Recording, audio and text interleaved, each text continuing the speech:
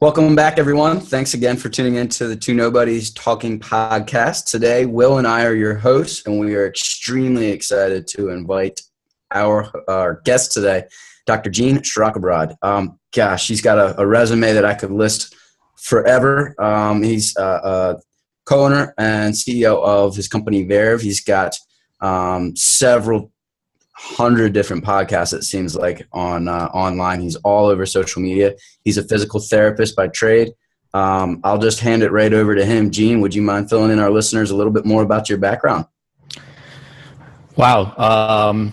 Thanks. I mean, if you're going to read off my entire resume, I think people would be fairly bored. Well, thanks for inviting me, guys. It's really cool to see the podcast coming out in physical therapy and the voices and the unique perspectives that are kind of evolving and sharing the stories. So you and then some of the other ones has been really, really cool to see. My background is, like you said, I'm a physical therapist. I was always gung-ho about physical therapy. When I started in PT, I knew I wanted to be a physical therapist in high school. And I started bugging the PT school when I was still a senior in high school. I went over there and visited, and I was like, look, I'm going to be coming here, so just make sure you have a spot for me. And I was always like the manual therapy minded person. Like, I always wanted to be a manual therapist because I saw some really cool manual therapists, and I played sports. I did the typical physical therapy stuff. But when I got to PT school, I went right for the head orthopedic guy. I said, look, I'm going to be a manual therapist. Show me what you know. Because, he would just do like crazy random manual therapy shit, and all of a sudden people would be better, right? Like, he would just do hands on stuff. Like, I want to know that. I want to know your tricks. And so he's like, look, just read this book. So he gave me like a Philip Greenman textbook, and I was like, okay. And I came back like 2 weeks later. I read the textbook. I was like, I have questions. I want to know how to do this stuff. He's like, no, just wait until the next block or the next block. And it was like I was always the next one. I needed more information. I needed more. And I was so into it. I actually took a manual certification course my third year as a DPT student. So I was a certified manual therapist before I was actually a licensed PT, believe it or not. That's aspect. Sound familiar, Will? Yeah, is that possible? Because that's still... I have no idea. I don't even know if it was possible back then. I was like, I've been missing out this whole last year, man. Okay. Yeah, it was a great opportunity. It was actually sponsored through the clinic that I ended up working in, and I'm teaching that course with Jim Meadows, who was one of the founders of NIOMT. So it was an incredible opportunity, and I helped Jim teach that course for a couple of years as a lab assist, and learned a ton. But then, I was born in Ukraine, so I have that immigrant mentality. I think that there's always more. I always have to challenge myself, and I was always interested in business. And I still think physical therapy is like the best profession, the best launch point for so many other things aside from just the clinic. Just so many opportunities out there. So, Gene, I just have clearly you're an incredibly motivated guy. You've gone above and beyond just the clinic. I mean, you got a manual therapy you got manual therapy certified when you hadn't even graduated yet. I'm still not sure how that works, but that's incredible that you were able to do that. And what kind of, so since we're in the podcast world trying to kind of get a foothold, what was the inspiration behind Therapy Insiders? I was just pissed off. It was as simple as that. It was actually during that course that Jim and I, we were teaching, and there are clinicians in there that have been practicing for like 20 years, 15 years. And here I am out like 2 to 3 years, and just asking them questions and the uselessness and the shit coming out of their mouths. I was like, how can you be saying this knowing that not just evidence, but best practice, common sense stuff is just so different. And they're so set in it. So I literally grabbed them. I went to the store, bought a microphone. Podcasts were just coming up at that point. Grabbed Joe, who's my co-host and one of my closest friends, who I've pulled into that course with me. And I grabbed Jim. I said, Jim, sit down, and we're going to do a podcast. He's like, a bloody what? And he's like this early British guy. So I said, don't worry about it. Dragged him in the room, put the microphone in front of him. And that was like the first 3 episodes we recorded in that one day. It was like a couple hours worth of just pretty much just venting. And we went from there. Wow. That's exactly what it sounds like, venting, but it sounds like it's been building up for some time. And I know Will and I are really interested in just hearing the question come right out of your mouth here, or the answer rather. Is PT school worth what it's costing these days? I mean, are kids getting the $100,000 value out of their education to go out and become a licensed practitioner, be recognized as a doctor, be a first access provider? What are your thoughts? I think unequivocally yes. I think that is not even a question. I think the question arises is, what do you expect and what are you willing to do with that education? I think anybody that says that physical therapy is not worth $100,000 should not be in the profession, because if you just want to see your 9 to 5, if you just want to do the daily type of 40-hour weeks, there's other ways to spend $100,000. But I think if you understand what you're getting into from the get-go and the potential that you have as a physical therapist, or as a physical therapist, as a physician's assistant, as a nurse, it doesn't matter. Like these professions are so versatile and so important, and so they open doors for you. Whether you want to be a clinician, you can earn that money back. You can be smart. You could save your money. You could have a good plan of how to get that $100,000 back. And even if you're making $60,000 to $80,000 a year, as long as you're not living crazy life, you could probably make that money back within 3 to 5 years, paying aggressively. But it all depends on what you're willing to do with that education to really define value. So there's a couple different options I know that you can go as far as actually financing your career, going to grad school. And of course, that's a commitment level that I think a lot of young people need to make before it even becomes the consideration. Well, is this school $100,000? Is this school $120,000? But there's apparently no other way to get into the PT setting and provide that type of access for your patients, unless you're committed to going to grad school, spending 3 years working for free. You're actually paying to work in the clinic. And it burns you out. Will and I are at the very end, and so is our other project here, or the other partner here, Eric. It can get frustrating at points during that 3-year course, and it can really start to convolute where people, I think, are going to start shifting their career focus. What would you say as far as a recommendation for the people that have invested, have committed the time, but now are stuck at that point where, oh crap, I got a lot of bills to start paying. Well, let me just do it real quick. What would you say to that person that's coming to you for a job opportunity? It really is about the end goal. I really don't care where you've been. I don't care about your student loans. Like that's pretty much what everyone has. It's a baseline. It's a slate that's wiped clean. Schools are not perfect. It's not a question of whether the school system, the educational system is great. It's not. There's a lot of fluff, but they have their requirements. They have their CAPT standards that they have to get through. And a lot of them are working on it. There's some really cool programs coming out, like South College that EIM runs, a 2-year DPT program with a 3rd-year residency that costs a little bit less. So schools are transitioning, but you're kind of asking two different questions. Is the school cost where it should be, and can it get better? Yeah, absolutely it can get better. Versus once you're done with school and you have this loan hanging over, do you have buyer's remorse?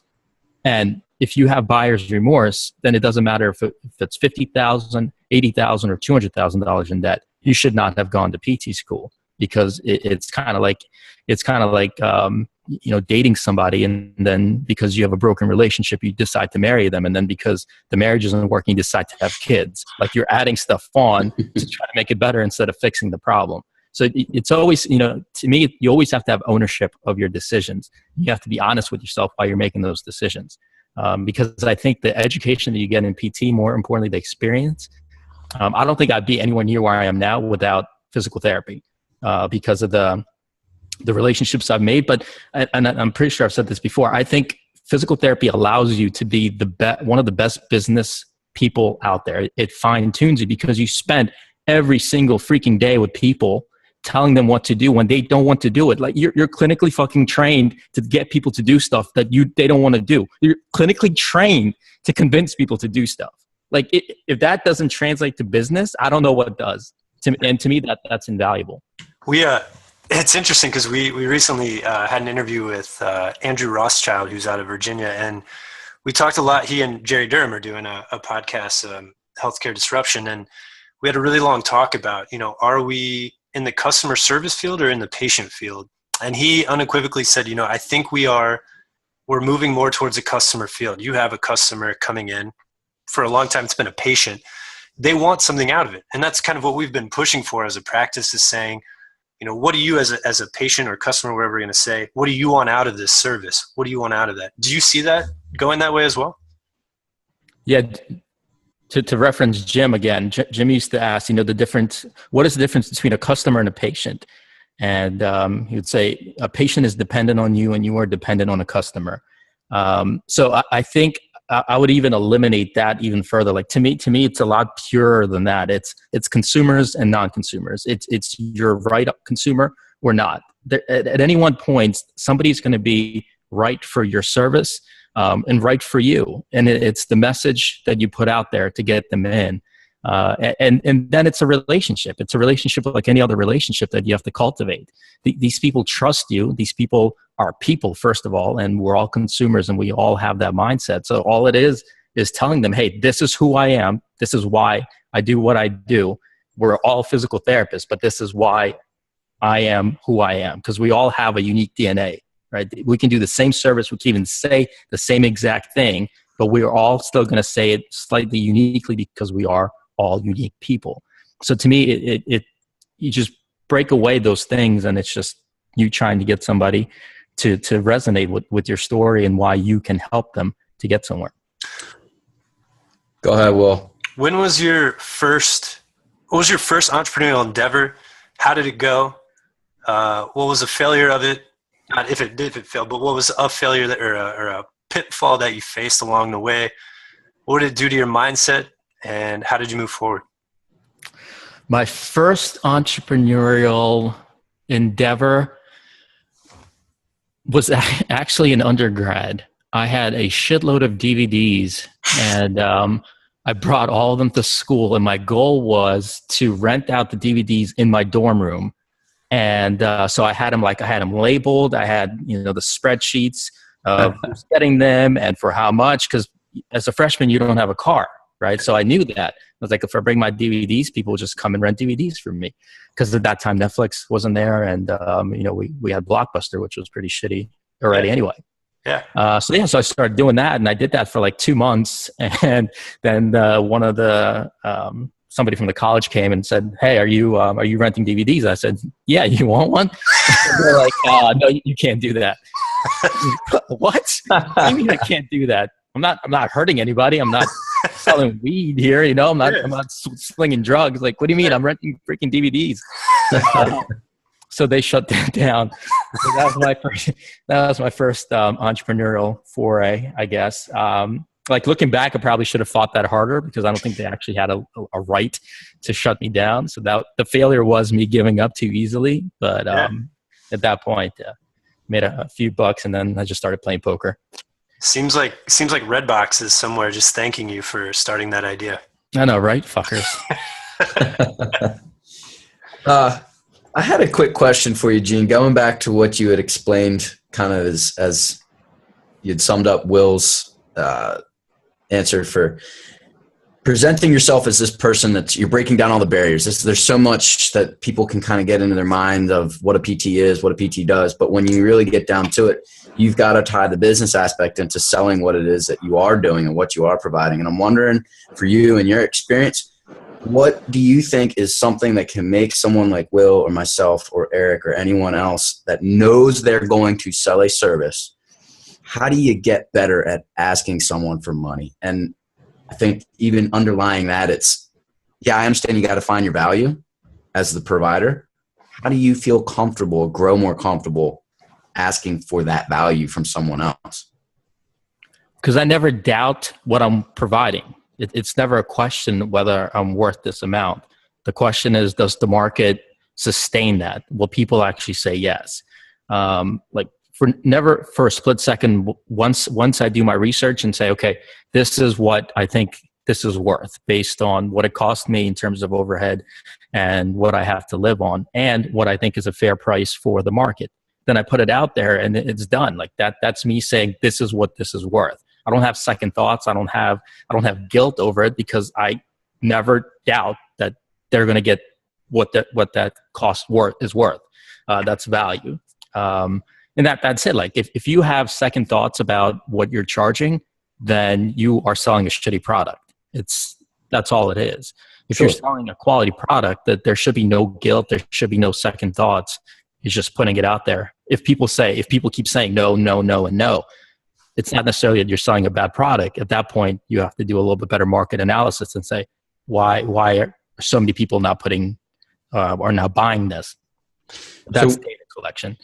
Is that what we're good at as PTs? Are we really good or are we really crappy at doing that data collection? Because we can do a lot of things, build our confidence up and say, yeah, I am the best guy that you could get this from. But do you think you could share a couple Cliff Notes or resources as to how we go about doing that data analysis, that collection of information? Yeah, absolutely. That's a great question. Yes and no. Some of us are good at it.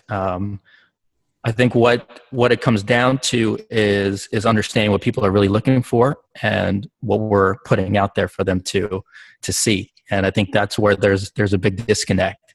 Because if you're collecting data, you have to be making it relevant to you, right? If you're collecting data that doesn't actually tell you anything, like if you're collecting market analysis data and you're looking at the price, but the disconnect is in what you're actually putting out there. Like if you're saying, I'm a physical therapist that does manual therapy and you're charging $140 per session, and the patient has no idea what the hell manual therapy means, they just have low back pain or they want to play tennis, but you're not meeting them there, then the price is the least of your concerns because you're just speaking two different languages, which happens very often. That's why to me, like there's such a huge emphasis on empathy. Like, in school you're taught and a lot of places you're taught, feel like somebody else feels, which is incredibly hard. Like I really have a hard enough time figuring out what I'm feeling myself. Like I can't even figure out my own feelings. I'm not even going to get into figuring out my wife's feelings. And we live together, right? Like to say, feel like somebody else feels to me is very, very much backwards. Not to say it's not important. It absolutely is. It's fickle. It's fickle and it's tough. But to think like somebody else thinks, to me, is a lot easier. And there's a lot of research on that. There's a lot of information. There's a lot of behavioral studies on that, which I find fascinating. Daniel Pink, who was on my podcast, we talked about it. That's part of his book, To Sell is Human. He really talks about to think like somebody versus to feel like somebody. And I think once you start getting into that, once you start asking, why would somebody say no versus how do I get them to say yes? Then you really put yourself in their shoes and you start to think like them. And you start to, what Dan calls, you start to build these off-ramps. And then you can create better data points from those off-ramps. Like if somebody says no because it's too expensive, okay, why would they say it's too expensive? Then you can look at the pricing issues from it. Versus if they say, I don't have enough time, then you can, build in a time educational piece to it. So I think it's more about the connection, understanding how to better connect with the audience and your customers. The pricing, I really think it's secondary. If the price is the main issue, then that it might not be your right customer. You need to find that customer because there's three types of buyers out there. There's spendthrifts, there's the average consumers, and then there's the tightwads. So spendthrifts are people that are like early adopters that buy shit. They're like 20% of the population. Tightwads are the people that are just value driven and they only buy on scarcity. Like if you don't have physical therapy with me, then you'll probably have X, and Z, nothing good. And then average spenders are like 60% of the population, which is just most people. They're value decided or they're value guided. They're just not value decided. Like the spendthrifts will be value decided. It has to be on sale for me to buy it. Average spenders are not like that. They're like, oh, this is on sale. Yeah, I'll buy it. But if it's not, if there's a more emotional connection to it, like a runner, right? A runner, if you say, yeah, this is going to cost this much, and they might go, well, this is kind of out of my budget, but it's important to me to get back to the marathon or to do something like that, they'll buy it and they'll pay for it. But you have to craft your message to that as well.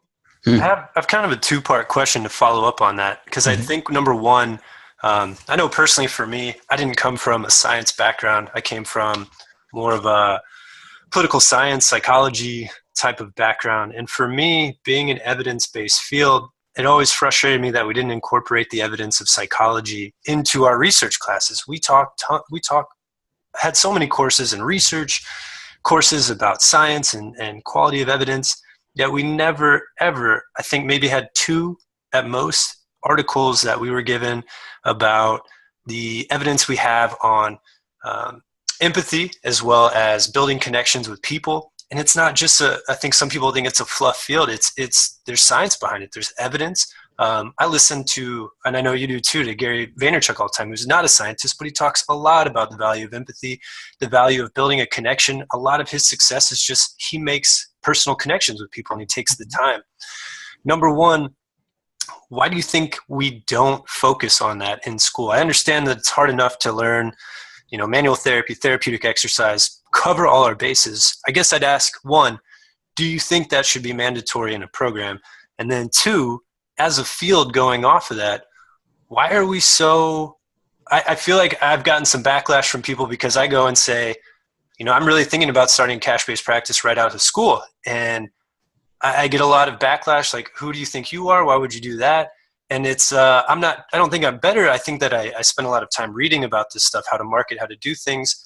I'm naive, but in a lot of ways, I think people are like, why would you deserve that much money? Why would you be able to charge people that?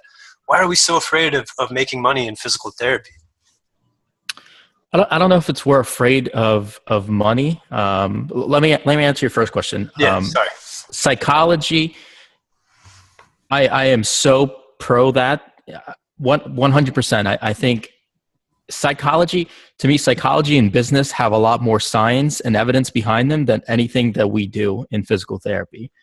Psychology is, first of all, an older profession than physical. I mean, we're a new biomedical profession by most standards in physical therapy. We're still fairly young and evolving. But yeah, psychology has a ton of research. They have a ton of studies, and I think they went through the same phases that we did. And I think there's still a lot in their earlier history that gets brought up now. And I think that's a big issue. But like I said earlier, I am huge on behavioral sciences. I think there's a ton of awesome information. Like Brene Brown has awesome TED Talks and books. So that they have their own superstars that are putting out some really awesome data and information and research.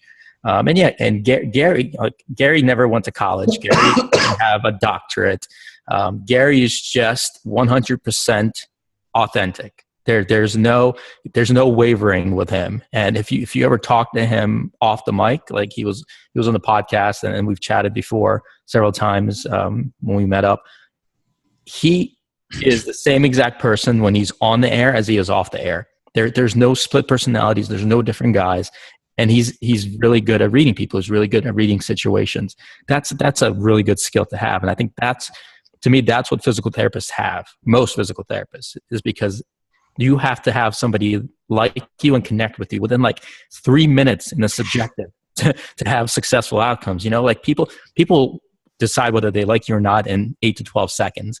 Then they spend the other 48 seconds or so confirming that initial gut feeling of whether they like you or not. So you have about a minute. You have 60 seconds to have somebody like you that you have no control over, which is why I despise polo shirts. And then you have 48 seconds to make sure that initial decision is either right or wrong, right? If you sense that this person doesn't like me, you have 48 seconds to convince them otherwise. And if you decide, hey, this person does like me, you have 48 seconds not to screw it up. Yeah. We should be the best first daters ever. Like, as a profession. Absolutely. Should be. No, we're not going to get into that. No, that's a different podcast. Different podcast. Could be a fun one, though.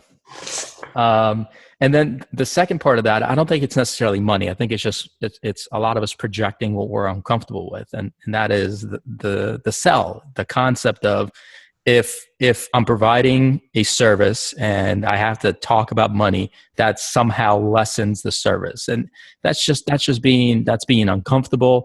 That's being insecure. I mean, if you're insecure, it's not just in that moment. It's not just in physical therapy. It's not just when you're telling somebody how much your service costs. I'm sure it goes back more than just that moment. It's your personality at that point. And I think that's what it comes down to, is a scarcity mindset versus a growth mindset.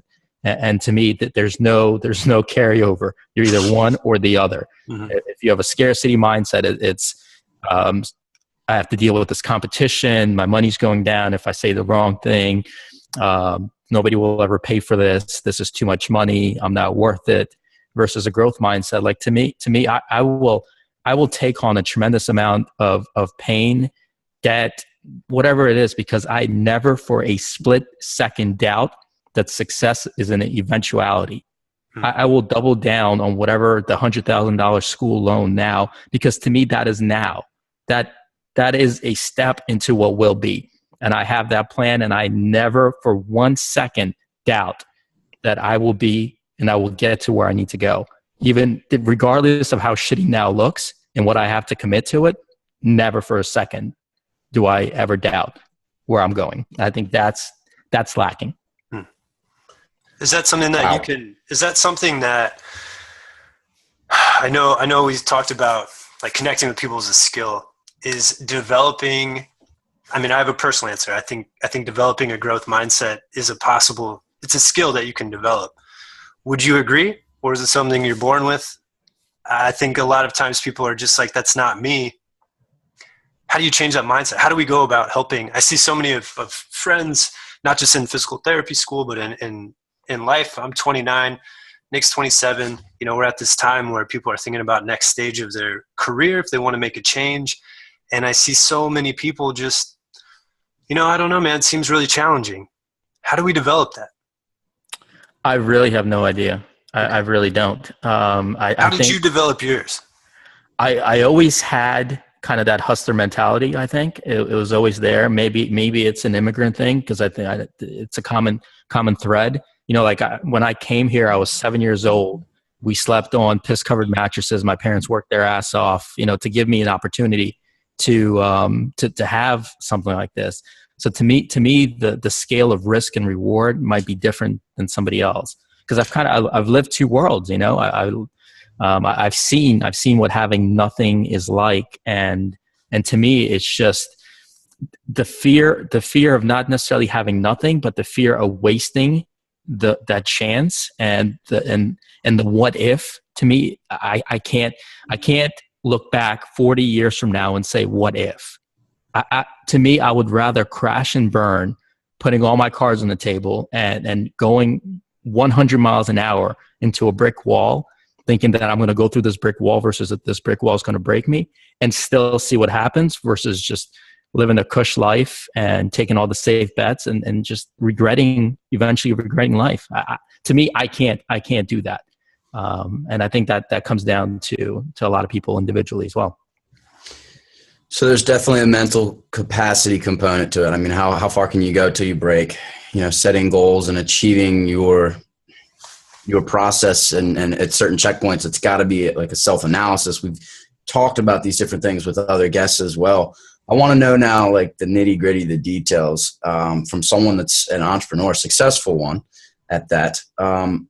Starting off, what were some of the bills that were the toughest to swallow as a new business owner?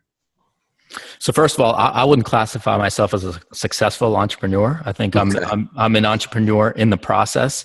I think success is an incredibly personal thing that is very, very much underutilized in terms of definition. I think most people define success as a feeling versus a tangible thing, that a goal that you set. I think people want to be successful based on what some other people are doing, and I think that's setting yourself up for failure, because you're basing your goals on perception versus reality. So for me to say I was successful, I have to hit my own personal goals, whether that be financial, whether it be in terms of what I want to accomplish, and what I want to reap from all this. So at this point, I wouldn't classify myself as successful.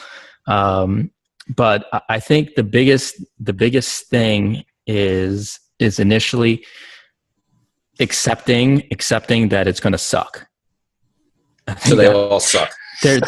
I've never met anybody that has told me, and I've talked to a lot of incredibly successful people that said, yeah, I started out and I was just it was just awesome all the time. Yeah. Like nobody has ever said that to me, that I started out as an entrepreneur and it was just cakewalk. Nobody, and it doesn't happen.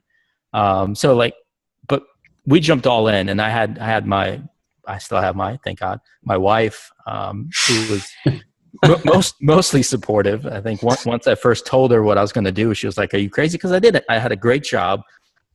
I was making a decent salary. I was in a great clinic. I had great patients. I was 92% happy, which was just not enough. It was just not enough because it kept nagging at me.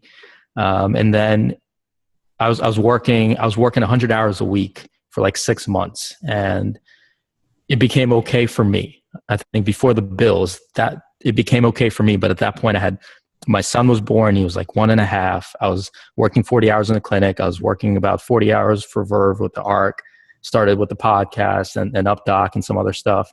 And that just wasn't something I had to give. And, we had a conversation. I was like, look, I think I need to leave the clinic. And she's like, I think you're probably right. She's like, so how are we going to make money? I said, I have no fucking clue. I have no idea. And that was the truth. Like I had concepts of how things should play out and how things should work out. So naturally, I leave the clinic. Verve, we're doing okay. Like we're making money. My mindset is always put money back into the company before you take money for yourselves, which sucks, especially if you have partners. And it's always more, grow the business, take the pain yourself. Again, long-term, think long-term, not just getting paid now. And, so we leave the clinic, we buy a house, we spend a shitload of money renovating the house. So the timeline, talking about bills, right? It sounds like everyone I know that started a business. Everything all at once. Yeah. All at one time. It was just a great opportunity because we bought it from my grandparents-in-law in a really good neighborhood with a good school system for my son and daughter now. And so we pretty much blew through our savings. We have no steady income to the same level. And I feel tremendously better than I did the other time. Like I'm still working. Now I probably work 12 to 18 hours a day, depending on the day. But the flexibility that comes with, that there's still stress. And yes, sure, some bills add up. But again, like to me, the pain that I can endure now is okay. I've accepted that. I know that that's a reality for me. And I track where I'm headed. I have a progression in my mind of how I imagine things going out, this plan, right? And as long as things are going, I can be okay with that. And bills are just a reality. They suck. They're there. I was paying a mortgage plus for my student loans for like 6-7 years, and I had 100,000 over. I think the interest is the one that hurts the most. Like you have 80,000, and you look at the interest, it's like 50,000. It's just like, son of a bitch. And I cried a little bit when I got the first student loan bill inside, of course. Right. I don't cry. I'm crying on the outside. And I don't have feelings like that. That's the one thing. That's one thing about me is I got rid of feelings a long time ago. Well, you spent so much energy trying to learn those of your patients. I mean, that's true. That's true. That's true. I stopped caring about feelings altogether. Theirs as well. Empathy went out the window. Reality and humor took over empathy, which worked a lot better for me. Just being honest and real with people. There's a fine line between like sympathy, empathy, and just being completely checked out. So I wasn't quite checked out, but I had just had real conversations with people. Like they weren't patients, they weren't customers anymore. They were just people. Yeah. And to me, like that went far beyond anything else. But to bring this back to the bills and the pain, it's just reality. It's just something that happens. And as long as your family is not sleeping outside, as long as you have a way to support them, and I think PTs always do. whether it's just moonlighting or picking up hours. Again, the benefit of being a physical therapist.